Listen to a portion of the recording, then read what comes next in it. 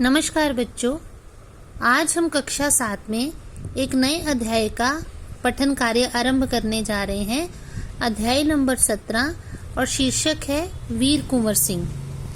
बच्चों, आपने अपनी स्वतंत्रता के लिए जूझने वाले बहुत से स्वतंत्रता सेनानियों के बारे में पढ़ा होगा, लेकिन उनमें बहुत सारे लोग ऐसे हैं जिनके बारे में हम बहुत कम जानते हैं। आज वैसे ही एक वीर कुंवर सिंह, जो वीर स्वतंत्रता सेनानी थे, उनके बारे में हम पढ़ने जा रहे हैं। उनके जीवन के बारे में कि किस तरह उन्होंने अपनी मातृभूमि की स्वाधीनता के लिए अपनी जान कुर्बान कर दी। ये ज़रूरी नहीं है कि आज़ादी की लड़ाई केवल उम्र को देखकर लड़ी जाती है। जो कम उम्र के लोग होते हैं वही आज़ादी की लड़ाई का हिस्सा बनते हैं। वीर कुंवर सिंह एक ऐसी उदाहरण है कि अपने जीवन के अंतिम दौर में वयोवृद्ध अवस्था में, वयोवृद्ध यानी बहुत अधिक बुढ़ापे की अवस्था में, उन्होंने किस तरह बड़ी योग्यता के अनुसार, अपनी योग्यता के अनुसार लड़ाई का अगुवा बनके अपने साथ और वीरों को शामिल किया और अपनी जन्मभूमि को आज़ाद करवाने के बाद अपने प्राण त्यागे। तो आइए उनके बारे में हम पढ़ना शुरू करते हैं, अध्याय आरंभ करते हैं। आपने सुभद्रा कुमारी चौहान की कविता झांसी की रानी छठी कक्षा में पढ़ी होगी। इस कविता में ठाकुर कुंवर सिंह का नाम भी आया है। आपको कविता की पंक्तियां याद आ रही होंगी। एक बार फिर से इन पंक्तियों को पढ़िए। इस स्वतंत्रता महायज्ञ में कई वीरवर आए काम, नाना धुंधु पत तांतिया चतुर अजीमुल्ला सरनाम, अहमद शाह मौलवी ठाकुर कुंवर सिंह सैनिक अभिराम, भारत के इतिहास गगन में अमर रहेंगे जिनके नाम। तो यहाँ पे सुभद्रा कुमारी चौहान ने भी इस स्वतंत्रता सेनानी का जिक्र अपनी कविता में किया है। यहाँ स्वतंत्रता संग्राम के उस वीर कुंवर सिंह के बारे में जानकारी दी जा रही है। सन 1857 के व्यापक सशस्त्र यानी शस्त्रों के साथ जो विद्रोह किया गया, सशस्त्र विद्रोह ने भारत में ब्रिटिश शासन की जड़ों को हिला दिया। भारत में ब्रिटिश शासन ने जिस दमन नीति को आरंभ किया, दमन होता है शोषण करना, दूसरों को प्रताड़ित करना, जुल्म करना दूसरों पर, नीति होती है कानून। जिस दमन नीति को आरंभ किया उसके विरुद्ध विद्रोह शुरू हो गया था। मार्च 1857 में बैरकपुर में अंग्रेजों के विरुद्ध बगावत करने पर मंगल पांडे को 8 अप्रैल 1857 को फांसी दे दी गई। 10 मई 1857 को मेरठ में भारतीय सैनिकों ने ब्रिटिश अधिकारियों के विरुद्ध आंदोलन शुरू किया और सीधे दिल्ली की ओर कूच कर गए। दिल्ली में तैनात सैनिकों के साथ मिलकर 11 मई को उन्होंने दिल्ली पर कब्जा कर लिया और अंतिम मुगल शासक बहादुर शाह जफर को भारत का शासक घोषित कर दिया। ये विद्रोह जंगल की आग की भांति दूर दूर तक फैल गया था। कई महीनों तक उत्तरी और मध्य भारत के विस्तृत भूभाग पर विद्रोहियों का कब्जा रहा। इस पैरे में जैसा कि हमने पढ़ा कि स्वतंत्रता संग्राम जो है वो 1857 में शुरू हो चुका था। भारत उस समय संगठित नहीं था, अलग अलग राज्य थे भारत में, लेकिन भारत के अलग अलग हिस्सों में छुटपुट विद्रोह जो थे वो अंग्रेजों के विरुद्ध होने लगे थे, क्योंकि भारतीयों के मन में अंग्रेजों की दमन नीति के विरुद्ध जो आक्रोश भर गया था, जो गुस्सा भर गया था, वो अब भड़कने लगा था। अब उसमें सबसे पहले बातचीत होती थी, जो विद्रोह किए जाते थे अहिंसा युक्त किए जाते थे, लेकिन उसके बाद लोगों ने संगठित होना शुरू कर दिया और सबसे पहला विद्रोह जो था सशस्त्र विद्रोह हुआ अंग्रेजों के खिलाफ, बैरकपुर में हुआ, जो मंगल पांडे ने किया था और फिर उसको 8 अप्रैल को फांसी भी दे दी गई थी। अब इस विद्रोह ने सभी भारतीयों के मन में एक चिंगारी को आग दे दी थी और सभी अंग्रेजों के विरुद्ध होकर उनके विरुद्ध लड़ने के लिए तैयार हो गए थे। उस समय भारत में अंतिम मुगल शासक बहादुर शाह जफर का राज्य था। इन्होंने दिल्ली पर कब्जा कर लिया, सभी सैनिकों ने जिन्होंने विद्रोह किया था,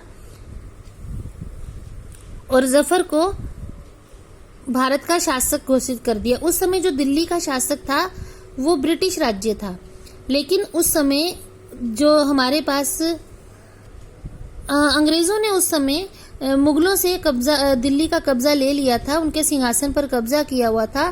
तो इन जो सैनिकों ने जिन्होंने विद्रोह किया था, दिल्ली की ओर कूच किया और उन्होंने अंग्रेजों से सिंहासन छीन लिया, दिल्ली पर कब्जा किया और अंतिम मुगल शासक बहादुर शाह जफर को अपना सम्राट घोषित कर दिया। इस विद्रोह ने जंगल की आग की तरह दूर दूर तक के इलाकों को अपनी पकड़ में ले लिया और लोगों को विद्रोह करने के लिए उकसाया। आगे पढ़ते हैं। दिल्ली के अतिरिक्त जहां अत्यधिक भीषण युद्ध हुआ, अब दिल्ली के अलावा और भी कई जगह लड़ाई हुई, छोटे स्तर पर युद्ध हुआ, भीषण था लेकिन छोटे स्तर पर था। तो वो केंद्र कौन कौन से थे? कानपुर, लखनऊ, बरेली, बुंदेलखंड और आरा। यहाँ पे सशस्त्र विद्रोह अंग्रेजों के विरुद्ध किया था लोगों ने। इसके साथ ही देश के अन्य कई भागों में भी स्थानीय विद्रोह हुए। स्थानीय का मतलब जिस जिस स्थान पर लोग रहते थे वहां पर उन्होंने एकजुट होकर अंग्रेजों के विरुद्ध जो था कमर कस ली और विद्रोह करने शुरू कर दिए, यानी वो स्थान विशेष का विद्रोह था। विद्रोह के मुख्य नेताओं में कौन कौन थे? नाना साहेब, तांत्या टोपे, बख्त खान, अजीमुल्ला खान, रानी लक्ष्मीबाई, बेगम हजरत महल, कुंवर सिंह, मौलवी अहमदुल्ला, बहादुर खान और तुलाराम। 1857 का आंदोलन स्वतंत्रता प्राप्ति की दिशा में एक दृढ़ कदम था। आगे चलकर जिस राष्ट्रीय एकता और आंदोलन की नींव पड़ी, उसकी आधार भूमि को निर्मित करने का काम 1857 के आंदोलन ने किया। भारत में सांप्रदायिक सद्भाव को बढ़ाने की दिशा में भी इस आंदोलन का विशेष महत्व है। इस आंदोलन की एक खासियत ये थी कि इसमें केवल किसी जातिवादी के हिसाब से विद्रोह नहीं हुआ था, इसमें भारत के सभी लोग शामिल थे, यानी अमीर से लेकर गरीब व्यक्ति तक हर एक जो कहते हैं जाति का, हर एक धर्म का जो था व्यक्ति शामिल था। अब इसमें एक नींव डाल दी थी 1857 के आंदोलन ने, और आगे जाकर फिर वो भारत को आज़ाद कराने के आंदोलन के रूप में उभर कर सामने आया था। नींव इसकी इसी आंदोलन में 1857 में रखी गई थी। 1857 के आंदोलन में वीर कुंवर सिंह का नाम कई दृष्टियों से उल्लेखनीय है। कुंवर सिंह जैसे वयोवृद्ध, जैसे कि मैंने पाठ के शुरुआत में आपको बताया था, वृद्ध होता है बूढ़ा, और वयोवृद्ध यानी बहुत अधिक बूढ़ा व्यक्ति ने ब्रिटिश शासन के खिलाफ बहादुरी से युद्ध किया। वीर कुंवर सिंह के बचपन के बारे में बहुत अधिक जानकारी नहीं मिलती। कहा जाता है कि कुंवर सिंह का जन्म बिहार के शाहाबाद जिले में जगदीशपुर में सन 1782 ईस्वी में हुआ था। उनके पिता का नाम साहबजादा सिंह और माता का नाम था पंचरतन कुंवर। उनके पिता साहबजादा सिंह जगदीशपुर रियासत के जिम्मेदार थे, परंतु उनको अपनी जिम्मेदारी हासिल करने में बहुत संघर्ष करना पड़ा। यानी वो जिम्मेदार तो थे, हो सकता है उनका पारिवारिक झगड़ा हो, भाइयों में जमीन की लड़ाई हो, इसलिए जिम्मेदारी हासिल करने में संघर्ष करना पड़ा, या फिर अंग्रेज सरकार का कानून ऐसा था कि जिम्मेदारों से उनकी जमीनें छीन ली गई थी और दोबारा से जमीनें हासिल करने के लिए संघर्ष करना पड़ा, लेकिन उन्हें जिम्मेदारी आसानी से नहीं मिली थी। पारिवारिक उलझनों के कारण कुंवर सिंह के पिता बचपन में उनकी ठीक से देखभाल नहीं कर सके, और यहाँ ये बात साफ हो गई है कि जिम्मेदारी जो थी पारिवारिक संघर्ष के कारण उन्हें नहीं मिल रही थी, और उस समय वो कचहरियों के उलझनों में रहते थे और कुंवर सिंह की परवरिश पर उनका ध्यान नहीं था। जगदीशपुर लौटने के बाद ही जब उन्हें जिम्मेदारी मिल गई थी और वो जगदीशपुर आ गए थे, उसके बाद ही कुंवर सिंह को पढ़ाई लिखाई की ठीक व्यवस्था कर पाए थे। वो कुंवर सिंह के पिता वीर होने के साथ साथ स्वाभिमानी एवं उदार स्वभाव के थे। उदार का अर्थ होता है खुले दिल वाला व्यक्ति जो दूसरों की सहायता करता है। उनके व्यक्तित्व का प्रभाव कुंवर सिंह पर भी पड़ा। कुंवर सिंह की शिक्षा दीक्षा की व्यवस्था उनके पिता ने घर पर ही की।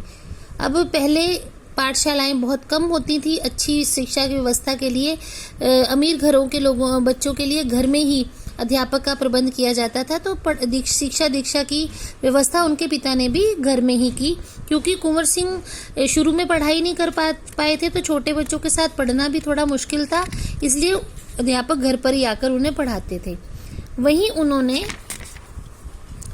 हिंदी, संस्कृत और फारसी सीखी। उस समय की जो भाषाएं थी, जो ज़रूरी थी, उन्होंने सीखी, परंतु पढ़ने लिखने से अधिक उनका मन किसमें लगता था? घुड़सवारी, तलवारबाजी और कुश्ती लड़ने में लगता था।